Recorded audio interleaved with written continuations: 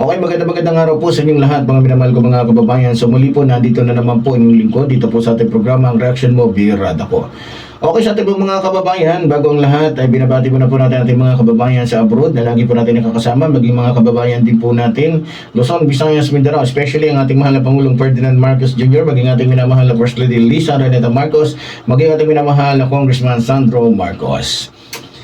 Okay, sa araw pong ito, sa oras pong ito mga kababayan, ang sentro po ng ating talakayan ay tungkol po sa dito po kay Shen Xiongxin o Shen Xiongxin alias Joseph C.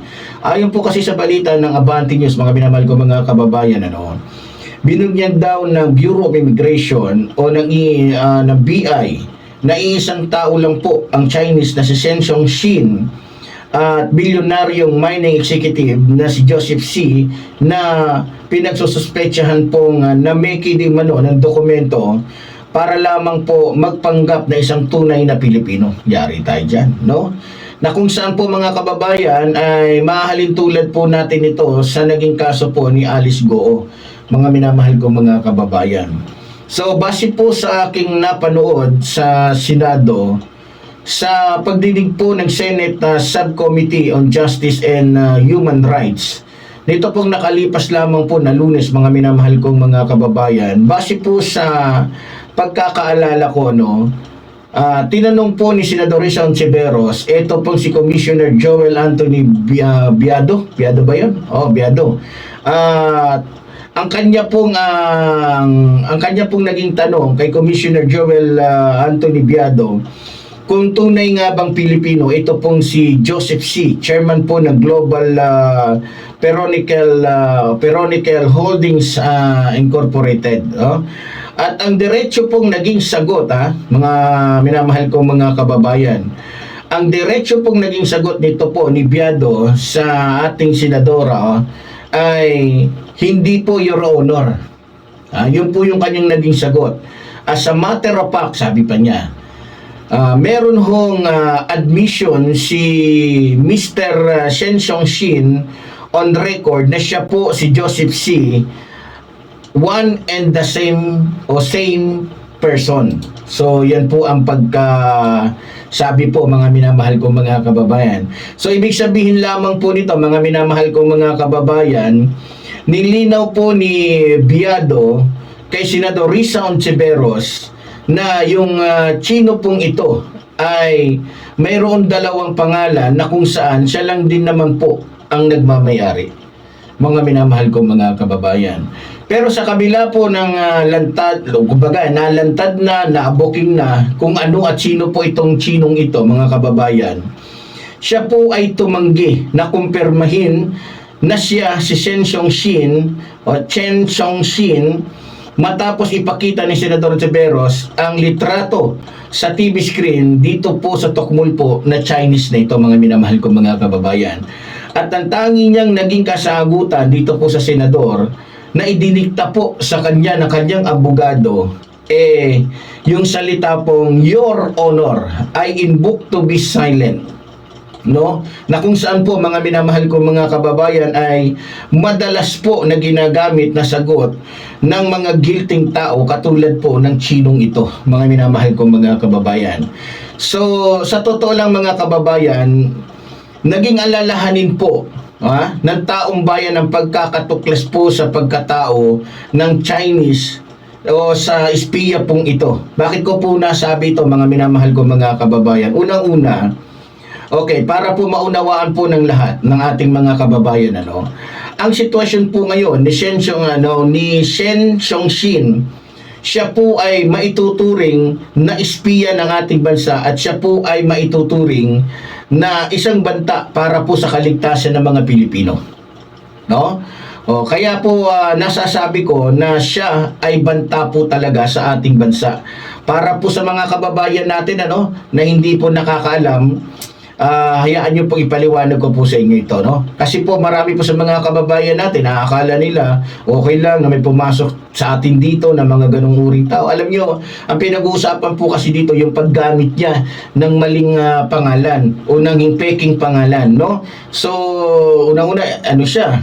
Chinese siya, hindi siya Pilipino. So may mga dahilan po kasi yan, may mga motibo po kasi kung bakit sila nagpapalit ng kanilang mga pangalan para lamang po makapasok dito sa ating bansa o makapaggawa ng mga gusto nilang gawin, no? So base po sa aking pagkakaalam, maaari po kasing gamitin ng mga taong may peking pangalan o pagkakakilanlan ng kanila pong posisyon, para lamang po magpanggap na kung saan para lamang po mangalap ng sensitibong impormasyon tungkol po sa mga pasilidad ng seguridad ng ating bansa. Tama? At mga plano ng gobyerno na maaaring ipamahagi sa ibang bansa o gamitin para sa mga gawain na labag po sa interes po ng ating bansa. O sana po'y naiintindihan ninyo.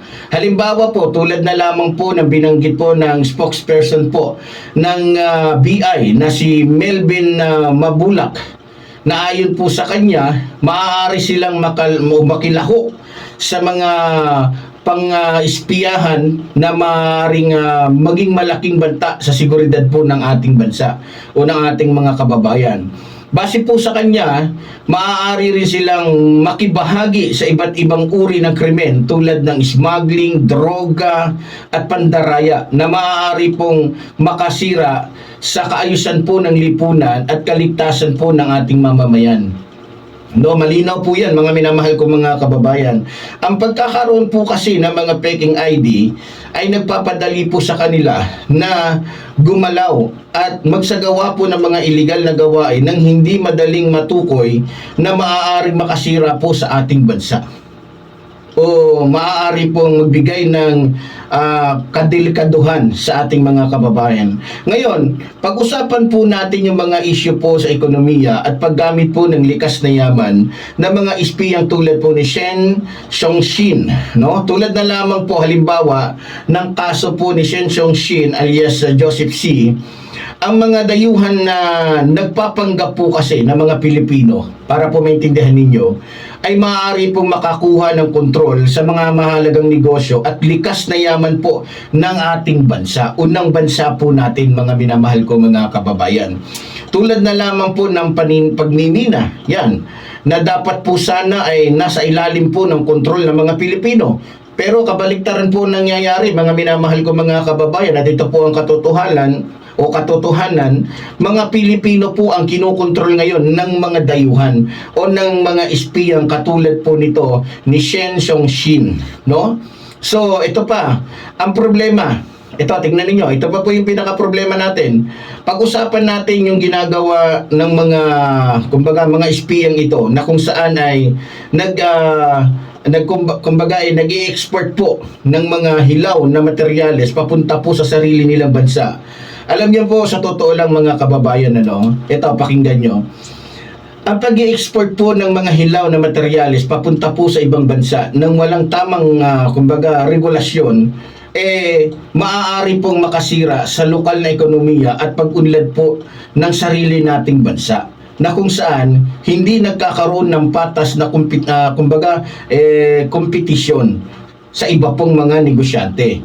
So bakit ko po nasasabi ito? Para po kasi sa akin mga kababayan, maaari po kasi silang lumikha ng hindi patas na kompetisyon sa mga lokal na negosyante po na nandito po sa ating bansa ngayon, na kung saan may tamang permit, no? At mayroon pong tamang papeles. So, eto, dahil maaari din po silang makakuha ng mga nagbibigay ng ng peking pagkakakilanlan, dahil nga po maluwag yung bansa natin, dahil po sa hindi naman nalalaman, maaari po sila makakuha ng mga pribilehiyo o suporta mula po sa gobyerno na dapat po ay para lamang po sa mga tunay na Pilipino at hindi po para sa mga espiya na nagpapanggap po ng mga negosyante dito po sa ating bansa. So at hindi lang po yan mga minamahal ko mga kababayan, napakadelikado po ng taong katulad po ni Shen Xiongxin, dahil may mga alalahanin na ang mga dayuhang tulad po niya ay maaari pong makilahok sa mga gawain na may kinalaman po sa territorial na pag-angkin po ng China sa West Philippine Sea, no? Ang kanila pong mga presensya kasi, mga minamahal ko mga kababayan, sa mga lugar na malapit po sa mga controversial na teritoryo, ay maaaring magpalala po sa tensyon at magdulot po ng mga hidwaan sa pagitan po ng dalawang bansa, unang bansang China, unang ating bansa, no? At hindi lang yon, maaari rin silang kumbaga sumabak sa mga prosesong pampolitika ng bansang ito, tulad ng eleksyon na kung saan po pwede po silang tumakbo sa anumang posisyon na gustuhin nila, gobernador, mayor, anumang posisyon na gusto po nila, mga minamahal ko mga kababayan, upang makamit po ang interes ng kanilang tunay na bansa o mga grupo. So ibig sabihin, pag nakapasok na sila dito, magagamit nilang bansa natin kapag sila ay may mga posisyon na kung saan ang makikinabang dito hindi po ang mga Pilipino kundi ang bansa po mismo nila. So, alam nyo, napakadelikado po ng sitwasyon ng ating bansa ngayon. Sa totoo lang po mga minamahal ko mga kababayan.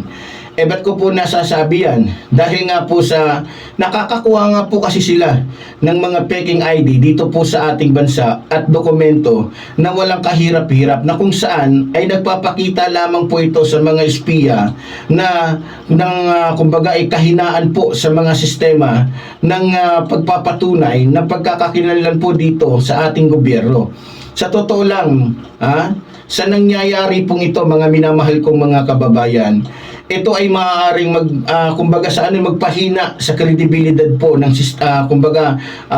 institusyon po ng ating gobyerno at maaaring magdulot po ito ng kawalan ng tiwala ng ating mamamayan sa ating gobyerno. Pero lalagyan po natin ng pero alam nyo, kung sino man po ang dapat sisihin dito para po sa akin dapat po ang managot po dito ay wala pong iba kundi yung mga Pilipinong may katungkulan po sa ating bansa na nakikipagsabuatan po sa mga espiyang ito kapalit po ng limpak-limpak na pera o limpak-limpak na salapi. So sa madaling salita, para po maintindihan ninyo mga minamahal ko mga kababayan, yung sinasabi ko, para po sa akin, maaaring may kinalaman po dito ang ilang pong opisyal ng ating gobyerno na sa pagbibigay po ng mga peking dokumento sa mga dayuhan na nagpapalala po sa problema at nagdudulot po ng mas maraming banta sa kaligtasan po ng ating bansa. So sa totoo lang mga kababayan, nung pinanood ko po yung video tungkol po dito kay Shen Xiongxin, ito sa totoo lang, nung napanood ko po yung video diyan sa Senado tungkol po dito kay Shen Xiongxin, diyan po sa Senado, talagang nanggigil po ako. Base po sa aking nakita o base po sa aking narinig, marami po siyang ginawang paglabag sa ating bansa. No? At hindi lang siya lumabag sa pinatutupad po na batas dito po sa ating bansa. No? Naging dahilan pa ng pagkawasak ng ating kagubatan yung negosyo ng hayop pong ito mga minamahal ko mga kababayan. Kung tama po ako, natuklasan po ng Senado na ang kanya pong kumpanya, yung Ipilan Nickel Corporation, ay nagpapatakbo ng walang permit mula po sa nasabing bayan na binibigay ng isang alkalde o mayor. Diba? Tapos natuklasan pa ng Senado yung kumpanya ng ng demonyo pong Chinese na to ay nag-i-export po ng hilaw na nickel papunta po sa bansang China mula po sa kanyang planta dito po sa ating bansa, mga minamahal ko mga kababayan, kung di ba naman hayop itong hudas na ito. Kung tama ako, ang pangalan po ng kumpanyang ito ay Guangdong Century Shenzhen Nickel Industry Corporation na sinasabi pong walang permit at ayaw kumuha ng permit. Parang gusto yata niya yung mayor ang kumuha ng permit sa kanya, no? Kaya nga masasabi natin dito, sana all. Buti pa siya nakakapag-operate ng walang permit. Pero, pag Pilipino ang gumawa niyan, nako po, katakot-takot na parusa ang aabutin at katakot-takot na multa ang sasapitin ng ating mga kababayan na lalabag sa ganung uri ng paglabag.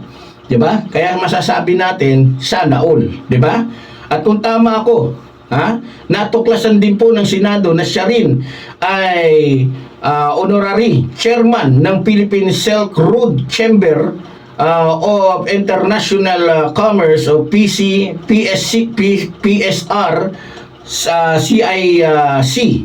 na binanggit na may kaugnayan sa One Belt One Road initiative ng bansang China. Okay.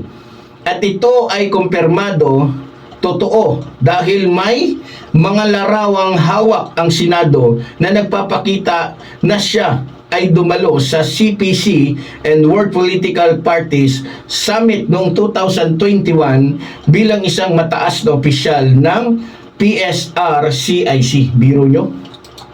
Hindi lang yung basta-basta na hindi lang yung basta-basta na espiya, mataas na opisyal sa bansa nila. O bakit nandito siya sa ating bansa samantalang meron naman pala siyang mataas na doon? So ibig sabihin, pinapagalaw po siya ng kanyang bansa para tayo dito ay, di ba? Pero buti na lang po, mga minamahal ko mga kababayan, meron po tayong National Intelligence Coordinating Agency o mas kilala po sa tawag na katawagang NICA. Hindi po ito si Aling NICA, Hindi po, ang ibig sabihin po ng NICA, National Intelligence Coordinating Agency po. So, kung tama po ako, mga minamahal ko mga kababayan, nagugat po ang lahat ng ito, nalaman po ang lahat ng ito, nalaman ko ano at sino siya. Noong August 21, 2025, siya po ay inaresto ng Bureau of Immigration kasama ang NICA sa paliparan dahil sa di umano ay pagpapanggap na Pilipino. No? Siya po ay inakusahang espiya nang labagin po nito ang mga batas ng immigration ng ating bansa dahil hindi niya maipakita ang mga dokumentong nagpapatunay ng kanyang pagiging tunay na Pilipino. Kabilang na po dyan ang kawalan po niya ng tala sa paaralan. So, sabihin, wala siyang record sa paaralan sa anumang bansa natin dito. So, doon pala nagduda na, paano ka naging Pilipino? Saan ka nag-aral kung wala kang tala dito? Samantalang negosyante ka, paano ka natututong magbasa? Diba? At kasaysayan ng trabaho bago ang 2007. So wala siyang record. So pag ikaw ay Pilipino, pag nandito ka sa ating bansa, kahit na ikaw ay grade 1, ikaw ay namamasukan, kahit paano, meron kang masasabi, doon ako nagtrabaho sa construction na yun, ganito, dito ako nag-aral, hindi ako nakapagtapos, diba? Pero wala siyang maituro. Kaya nagduda na talaga, ito pong National Intelligence Coordinating Agency. So, kaya dahil dito, itinuring siyang isang alalahanin sa pambansang seguridad po ng National Intelligence Coordinating Agency o NICA. Siyempre, magpasalamat din po tayo kasi dahil high-tech na po talaga tayo ngayon. Ano ko po nasabi? Kasi malalaman na kung isang tao lang ang may gamit ng dalawang pangalan. Dahil kung tama ako, kaya nalaman na si Joseph C. at si Shen Xiongxin ay isa. Yan ay dahil po sa fingerprint na kung saan ginamitan po yan ng isang gadget o ng isang aparato para maitugma yung fingerprint nito ni Shen Xiongxin at ni Joseph C. No? So dahil kung tama po ako, dahil nga sa pag-aakala ng ating gobyerno siya ay isang Chino na nagpapanggap lamang na Pilipino, pinagtugma po. Pinagtugma po nila o pinagkumpara ang fingerprint ng taong ito at lumabas sa pag-iimbestiga na tumugma po sa isang dayuhang may alien certificate of registration identity card ang fingerprint ng tokmol po na ito, mga minamahal ko mga kababayan, na kung saan maaari po siyang humarap sa kasong paggawa ng peking pagkakakilanlan at pagsuway sa mga batas ng immigration ng ating bansa, mga minamahal ko mga kababayan. Alam nyo, para po sa akin mga minamahal ko mga kababayan, wala pong duda na ito pong taong ito ay mahalin tulad po kay Alice Goo, mga minamahal ko mga kababayan.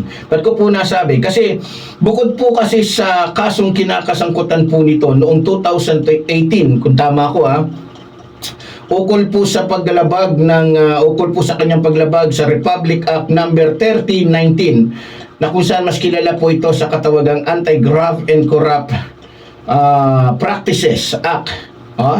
Ang mga posibleng kaso po na kakaharapin po nito ni Shen Xiongxin o Joseph C. o alias Joseph C. ay kinakabilangan po ng paggawa niya ng peking pagkakakilanlan na kung saan maaari po siyang humarap sa kasong alinsunod po sa Republic Act number 9225.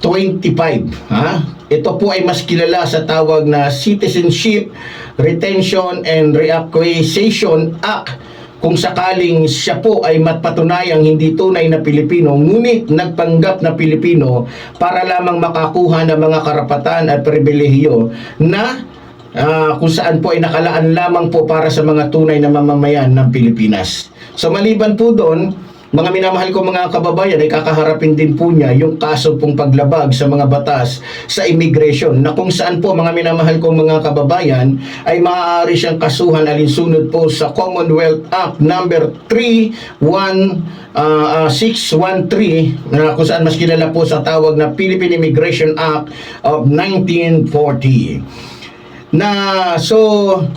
Sabi po dito, na base po sa pagkakaalam ko, mga minamahal ko mga kababayan, ang sino mang lumabag nito ay maaaring magresulta sa deportation, no? At multa o pagkakakulong. Halimbawa po, mga minamahal ko mga kababayan, sa Section 37, nakalagay po doon,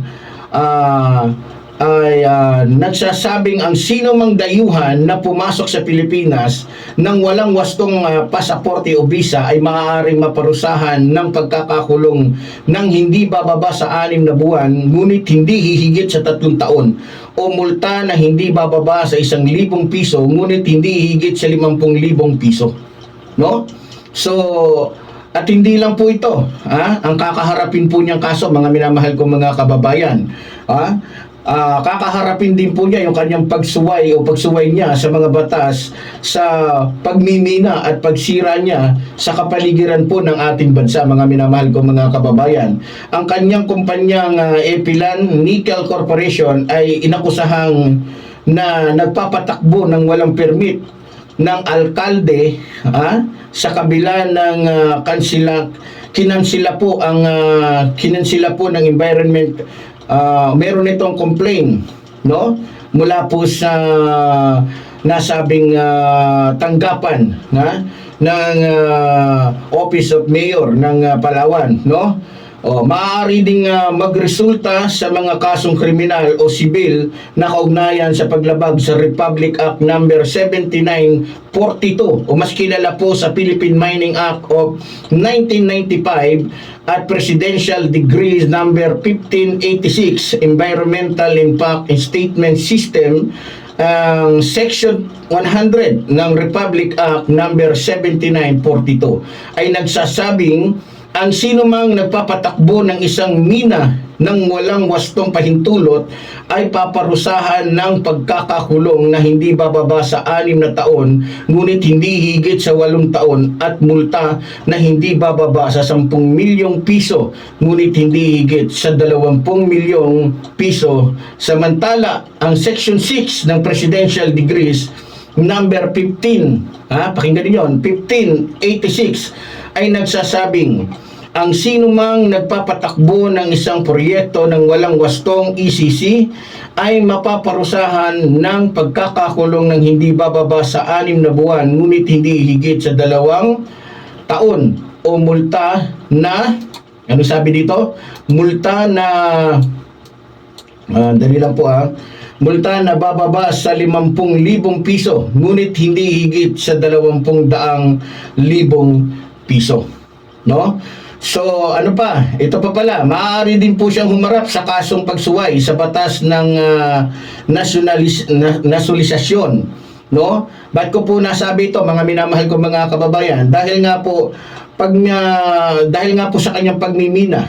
Sabi po dito, dahil ang pagmimina ay isang industriyang nasyonalisado na dapat nasa ilalim ng ganap na kontrol at pangangasiwa ng mga Pilipino, ang pagkakaroon ng kontrol ni Joseph C. na pinaniniwalaang dayuhan sa mga negosyong pamimina ay maaaring ituring na paglabag sa Article 12, Section 2 ng 1987 Philippine Constitution, na nagsasabing ang pagmimina, pagkuha ng langis at gasolina, pagmamanufaktura ng armas, munisyon at pamumutok at paggawa ng mga barko ng pandigma ay ilalaan lamang sa mga mamamayan ng Pilipinas. Malinaw po yan, mga minamahal ko mga kababayan. Okay, sa mga korporasyon o asosasyon na ang karamihan ng kanilang kapital ay maaari ng mga pag-aari ng mga mamamayan ng Pilipinas. Maaari itong humantong sa mga kaso para sa pagsasara ng mga negosyo o pagbabawi ng mga karapatan sa pagmimina alinsunod sa mga kaugnayan ng batas at regulasyon. Ito pa, mga minamahal ko mga kababayan, maaari din po niyang kaharapin yung mga kasong kaugnay sa mga gawain na maaaring ituring na banta sa seguridad ng bansa, tulad ng pagkakaroon ng kaugnayan sa mga dayuhang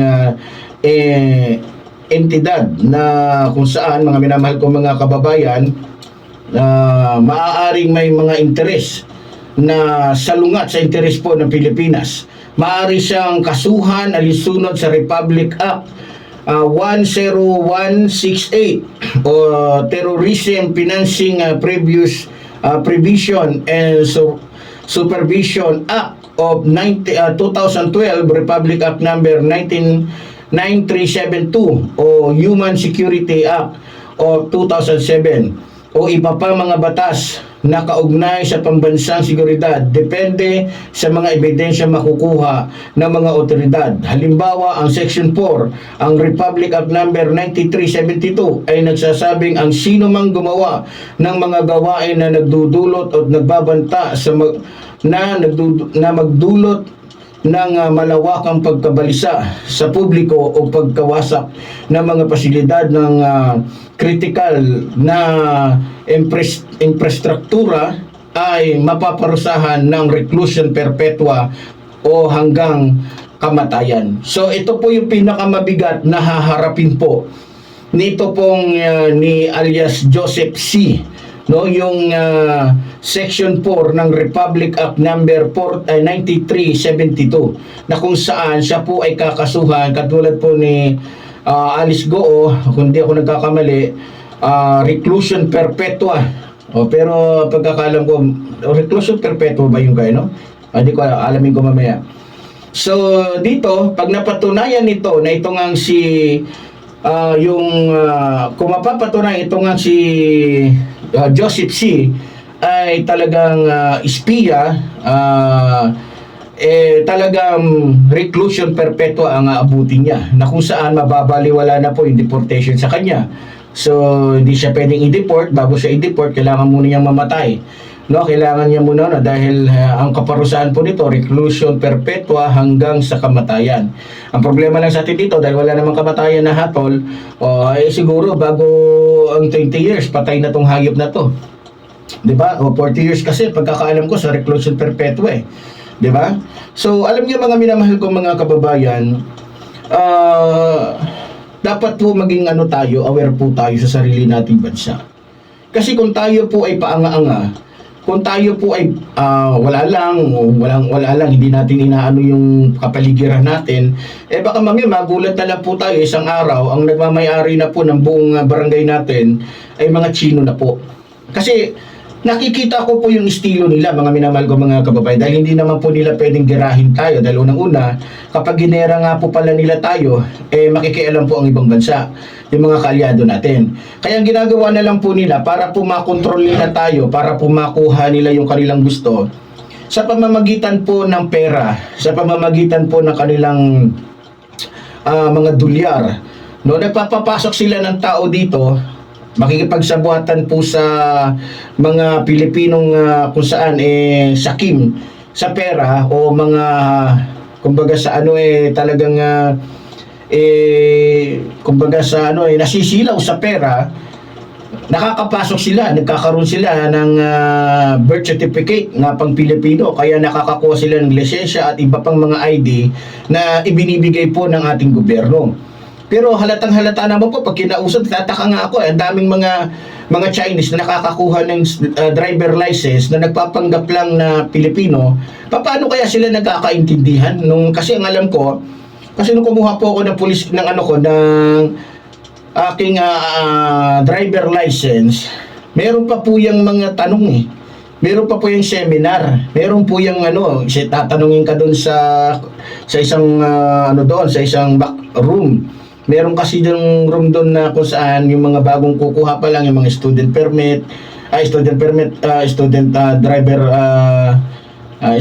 driver license, di ba? Doon papasok, kakausapin ka. Nagtataka ako, paano, sino ang nagbigay niyan? So sa pagkakaalam ko, ang dapat po dito na panagutin talaga unang-una, ito pong mga tao na nandiyan dyan po sa opisina na kung saan ay may kakayahan na magbigay po ng totoong kasi totoong birth certificate ang naibibigay mula sa PSO eh. PSO ba yun? PSA pala, sorry.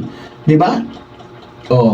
Kaya dapat tanungin dyan kung sino-sino pa yung nabigyan nila. Baka mamaya yung mga nakaupo ngayon sa ating gobyerno, na mga gobernador dyan, mga congressman, pure Chinese din pala yan, na kung saan, kaya naging congressman dahil pinondohan ng bansang China para nang sa ganun ay maunti-unti na sakupin yung mga distrito dyan, yung mga probinsya dyan.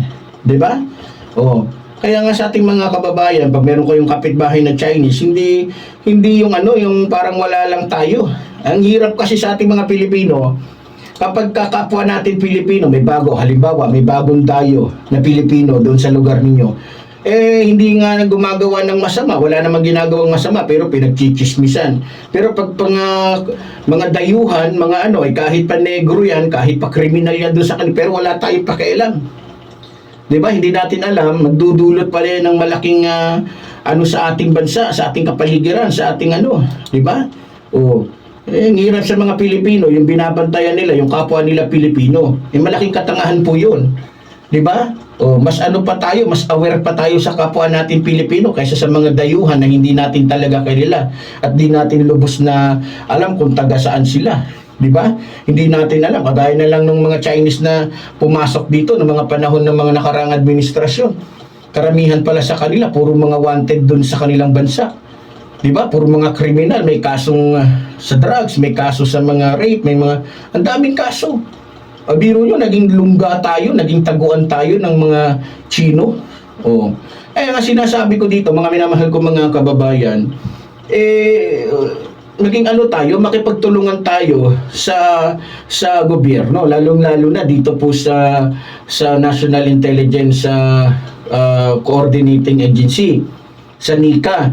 Kasi ito po yung may hawak talaga sa buong bansa pagdating po sa monitoring kung sino-sino yung mga tao. Kaya kapag meron po kayong mga nakikita dyan, Amerikano, kahit anong lahi, ninyo, hindi yung wala lang sa atin, hindi nyo alam, kakatayin na tayo ng mga yan. Diba? Pati dun sa mga barangay chairman, minsan kasi pagka mga foreigner, pangiti-ngiti tayo, pa-aper-aper pa tayo, hindi natin alam, mga na pala yan. Pero pag Pilipino, pag bago sa paningin natin, hindi pa nga nakakagawa ng masama, suspect na. Yan ang ugali ng mga Pilipino di ba? Kaya sa ating mga kababayan, sumuli po tulad po rin sinasabi ng lingkod, mabuhay po ang ating inang bayan, mabuhay po nagmamahal sa ating bayan. Maraming salamat po.